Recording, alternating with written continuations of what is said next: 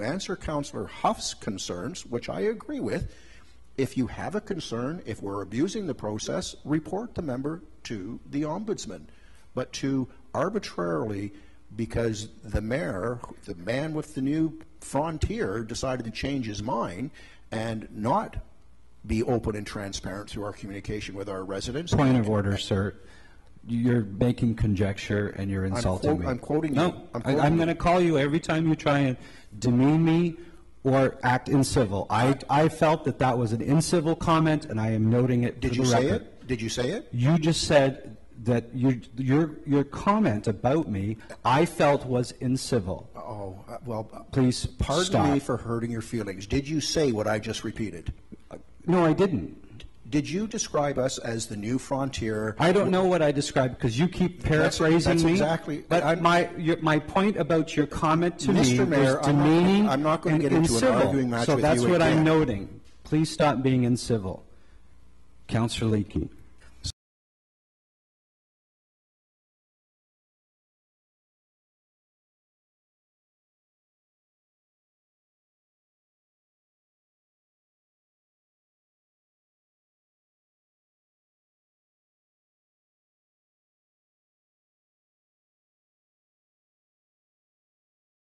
And when I get no answers, I mean I get no reply. The CAO hasn't replied to one of my emails. That's fine. She asked the question. Point of order. She asked the question. Point of order, Specific. sir. You are insinuating that staff does not answer your questions.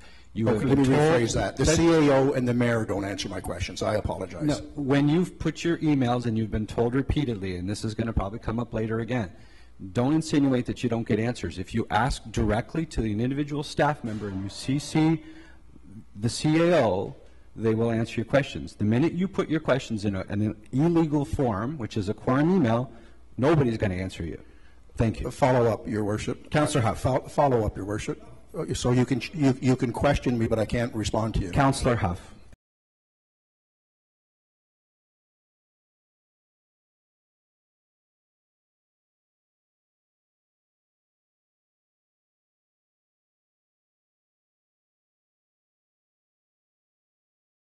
I'd like to remind Council, quorum email is not illegal. There is nothing, I have the floor, please.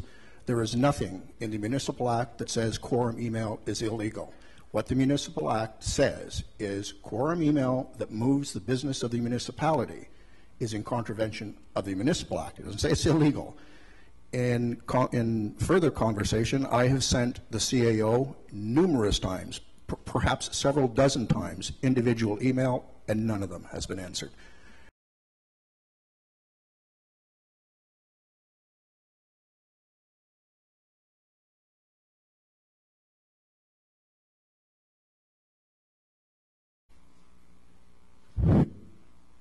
I'm not going to drag this on if I can just get a straight answer from the CAO. If I send you by myself an email with this same report, the same email I sent you yesterday, asking for clarification on this report, will you respond? Certainly. Okay, moving on to Administration Report 80-006-18. Councillor Jackson. Thank you. At 1 hour 51 minutes of the recorded council meeting, the CAO is on record. This is of the last council meeting. The CAO is on record as stating, and I quote, and I'm referring, by the way, to the chart that was listed in both the report from last week and the lease agreement that we were given this week. But he's quoted as saying, these particular numbers that you have here will be fixed for an upward value.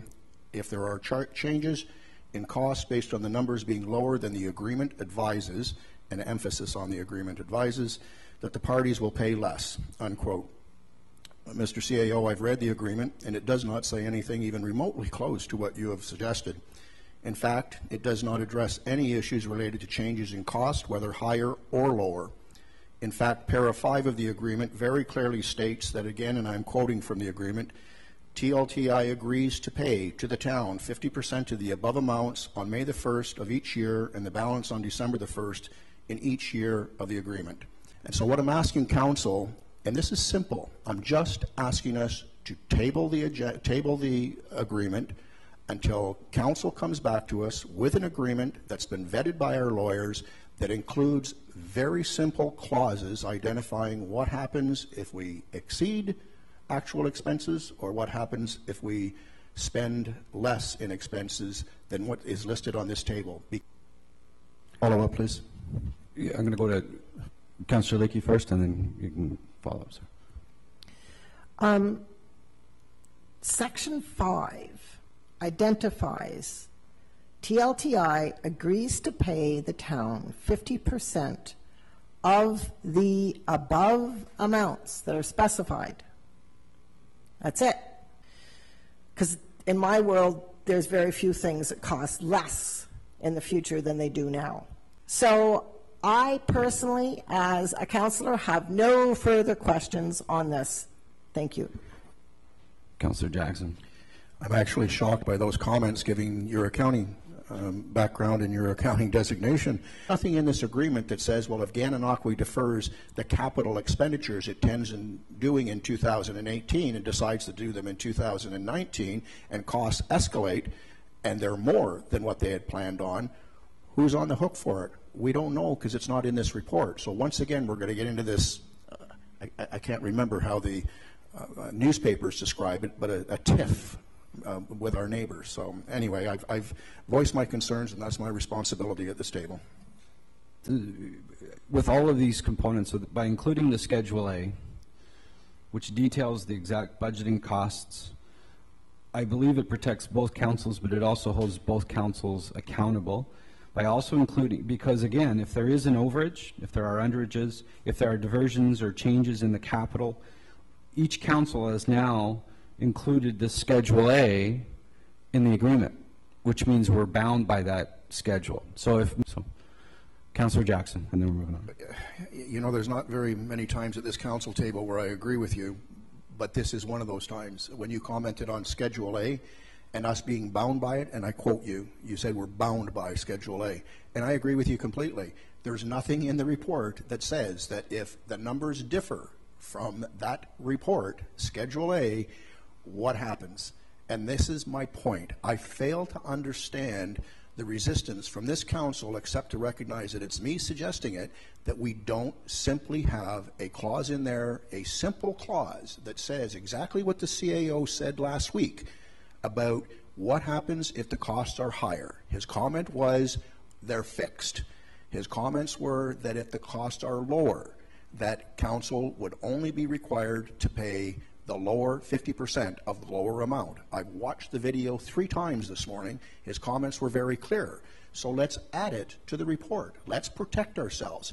This report was not vetted by a lawyer. It's very clear it wasn't vetted by a lawyer. And yet we're committing our municipality to $500,000 without any clear protection for us. In red. Okay, so no, the CAO just opened the point of order, sir. Of course, point of order. That was done through an email. The clerk just had the clerk and the CAO both had the opportunity to comment on no it. other they're commenting on whether they can answer. No, you they're not. directly. The clerk is commenting on. None of the other members have access to that particular file. The CAO will at least comment on that one particular line item with regards to when we can actually see village and hamlet signage installed as was promised more than a year ago. You're asking for updates on capital projects, which is my understanding is also. No, I'm asking for an update on this list. Yep. I'm asking for an update on this list. It's missing, and I simply would like to know. But it's a capital project. It's not on this list because it's a different project. That's not my understanding. No, this list does not have anything to do with operating versus capital. This list is a reflection of resolutions that were passed by council. That's all this list is. And my understanding is that the signage program is a capital project. There are capital items in this list. For example, tenders that we put out. There are capital items in this list. This list has nothing to do, Madam Clerk. Am I correct that this is simply a list of resolutions that council passed? That's it. Through your worship, that's correct. So, in the past, we've received SMT reports. We don't get them anymore. Was there a reason for that? Mr. Seo. As far as the senior management team, we've just over the summer and also when we were down a few senior officers, we met as a leadership team, and so we've just started here in February meeting as a senior management team, the practice of providing minutes of that particular meeting to council. I've spoken with my peers, and they had indicated that that we should be providing specific reports to council. But as far as minutes of senior management team, we want to be able to have a free-flowing conversation at that particular organization, and that we were not going to continue with with that particular process of distributing senior management team minutes. Thank you.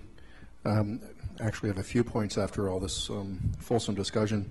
My first comment is with regards to the CAO's comments about Councillor Last's questioning of the SMT meeting minutes. I truly appreciated getting those. It was almost like a synopsis for me the following day of what happened the night before. It allowed me an opportunity to refresh in my own mind, or at least highlight issues that staff may have misinterpreted through the SMT notes. And so when I look at this council and that recording machine over there holding us accountable and forcing us to be open and transparent, I'm a little concerned that our senior management team would feel that they are outside of that purview, at least in the context of providing information to council. And so I will be bringing forward a notice of motion at the next council meeting, asking that SMT minutes become part of a regular distribution to all of council. Alrighty, thank you. Would the ticketing system for workflow that we asked for the very beginning of our term be considered a capital project update? No, no, it would not. We haven't. We've done some research, and I know the clerk and I have had multiple conversations about this particular item, there's not, from what we can see, we haven't been able to find an actual off-the-shelf system that we can go to that would perform this particular duty. So it would have to be something that's customized and would cost a considerable amount of money.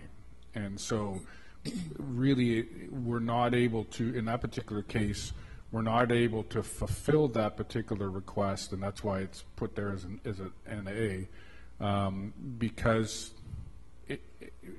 we have not been able to find anything that exists that would allow us to do that. With regards to the ticketing system comments, I think that should be a council decision. I don't think SMT should be saying, oh, we went out, we looked, we can't find anything, let's not do it. Let's put an NA by that box. That's council's decision. If staff feels that it's an expensive project, then bring that to council, telling us what you researched, what you found, how much it's going to cost, and then council can make that decision about whether to move forward or not. This particular line item was a major campaign issue on the part of the mayor. The residents of our municipality have been watching this particular issue with great concern, because it involves, for example, phoning into the township office, complaining about Router Road not being plowed again for the 6th time. I'm just kidding, by the way, if any of our staff are watching this. But it allows the resident, because that's the way the system was explained to us, it allows the residents to go into our computer system, see their report, and identify where it is in the queue, how it's being addressed. And so to simply say we're not going to do it because it's too expensive, to me, is not acceptable. That's a council choice. If council wants to go out on a limb and say it's this much money, we're doing it in the best interest of our residents, that's what we're elected to do, then let's do it. Clear direction. That Point of order, Your I'm Worship. Speaking to the motion here related to this item. The motion is about deleting a section, not about amending the policy. I'm speaking to the section, sir. Fine. We're moving on. Moved by Councillor Leakey, seconded by Councillor Last. The council approve Councillor Jackson attend the bike summit in April. Those in favor of the motion? Motion's carried. Sorry, I'd like a recorded vote on that one, please. Okay, record a vote. Does council wish me to reread the motion? Yes, please. Moved by Councillor Leakey, seconded by Councillor Last, that council approve Councillor Jackson attend the bike summit in April. Councillor Huff? Yes. Councillor Jackson? Yes. Councillor Last? Yes. Councillor Leakey? Yes. Mayor Baptista? Yes. Motion's carried.